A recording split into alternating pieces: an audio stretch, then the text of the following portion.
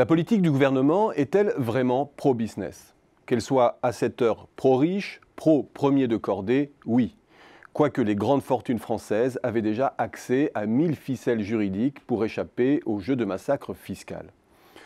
Le gouvernement a plaidé le ruissellement. Il ne s'est pas contenté d'alléger la fiscalité, il a surtout encouragé la détention des fortunes sous forme financière, favorisant de la sorte son recyclage en direction des actifs productifs, lorsqu'il s'agit d'actions et d'obligations, ou collectifs, lorsqu'il s'agit de titres publics. Mais il s'agit là d'une politique pro-business très indirecte et incertaine, car le financement de l'économie est ouvert sur les ressources financières du monde entier et n'est pas à ce point tributaire des fortunes nationales. In fine, ce qui compte véritablement, c'est l'attractivité des actifs productifs installés sur le sol français. C'est donc la rentabilité des entreprises qu'un gouvernement doit travailler s'il veut que le capital financier hexagonal ou étranger s'investisse sur le territoire. Alors, regardons à gros traits le volet véritablement pro-business de la politique gouvernementale. Côté fiscalité, il y a la baisse de l'IS à horizon 2022 et la transformation du CICE en baisse de charges. Côté réglementation, il y a bien sûr les ordonnances sur le travail, destinées d'abord à réduire le risque juridique sur le licenciement et assouplir le droit du travail. Il y a aujourd'hui ce nouvel objet juridique à multiples tiroirs, comme les affectionne Macron, que constitue la loi Pacte. Pour reprendre ces éléments dans l'ordre, disons de façon lapidaire que dans le domaine fiscal, Macron se contente de faire le service après-vente de Hollande. Il confirme et fige ce qui avait été acté. Il n'en fait pas plus et déçoit les entreprises, notamment sur le marécage de la fiscalité sur la production. Concernant les ordonnances travail, c'est un nouvel objet juridique foisonnant qui, après la loi Macron 1 de 2015, ouvre de nouvelles facilités pour les entreprises. Mais ces lois sont tellement tentaculaires que personne ne sait en évaluer l'impact véritable.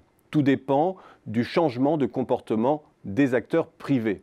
Or, en ce domaine, il y a bien souvent beaucoup d'inertie par rapport aux possibilités qu'offre la loi.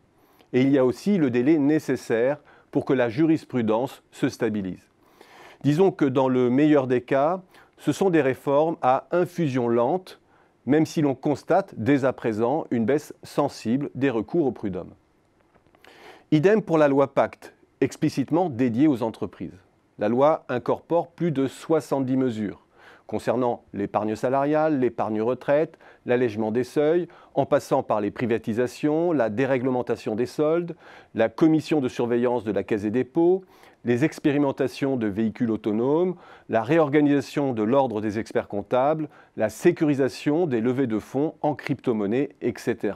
Tout ça va dans le sens d'une facilitation de la vie et de la transmission des entreprises. Peu à peu, touche après touche, la France devient rapport Attali conforme. Tout y est, sauf cependant le point de croissance supplémentaire promis par ses concepteurs.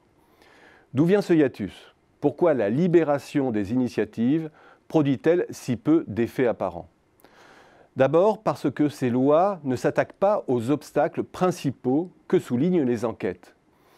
Les entreprises butent 1. Sur la léthargie de leurs débouchés, 2. La difficulté des PME à attirer les compétences, et 3. Le poids de la fiscalité. Aussi volumineuses soient ces lois, elles ne résolvent aucun de ces 3 freins. Ensuite, parce que, comme ses prédécesseurs, le gouvernement est focalisé par la fausse bonne idée de drainer l'épargne des Français vers les entreprises, à l'instar des mesures facilitant l'épargne salariale. Ça marche en Allemagne, alors ça doit marcher en France.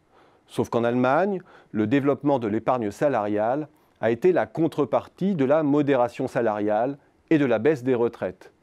Et c'est cette réduction des coûts qui a porté ses fruits à terme en matière de compétitivité. Et c'est précisément là où le gouvernement en fait le moins, faute de marge budgétaire.